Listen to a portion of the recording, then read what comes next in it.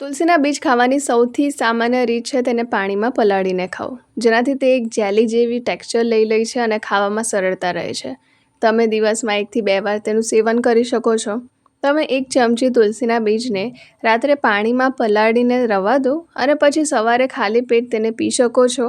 તેને દૂધ, લીંબુ શરબત, કોઈપણ ફ્રૂટના જ્યુસમાં, સ્મૂધીઝ, દહીં વગેરેમાં ભેળવીને ખાઈ શકો છો. પાચન સુધારવા માટે તમે ભોજન પહેલાં પલાળેલા તુલસીના બીજ ખાઈ શકો છો અને શરદી અને ખાંસી માટે તમે ગોળ અને લીંબુના ઉકાળા સાથે તેને પણ લઈ શકો છો.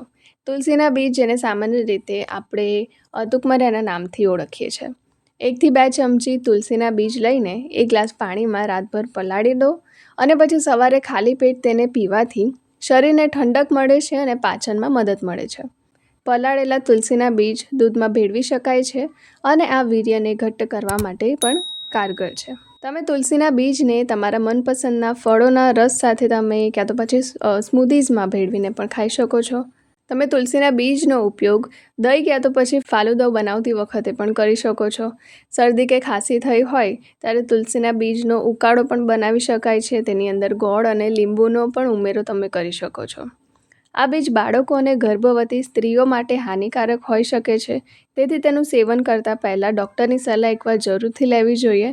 અને તેનું વધુ પડતું સેવન, એટલે કે તુકમરિયાનું વધુ પડતું સેવન પેટની સમસ્યાઓ પેદા કરે છે, જેમ કે પેટનું ફૂલવું અથવા ગેસ જેવી પાચનની સમસ્યાઓ થઈ શકે છે. તો એકદમ કંટ્રોલમાં તેને ખાવું જોઈએ. તુલસીના બીજ સ્વભાવે ઠંડક હોય છે, તે ઠંડક કરે છે શરીરમાં. તો ઉનાળામાં શરીરની ગરમીને નિયંત્રિત કરવા માટે ખૂબ જ કારગર છે. આમ છતાં પણ પ્રેગ્નન્સીમાં ડૉક્ટરની સલાહ એકવાર જરૂરથી લેવી જોઈએ આનું સેવન કરતાં પહેલાં.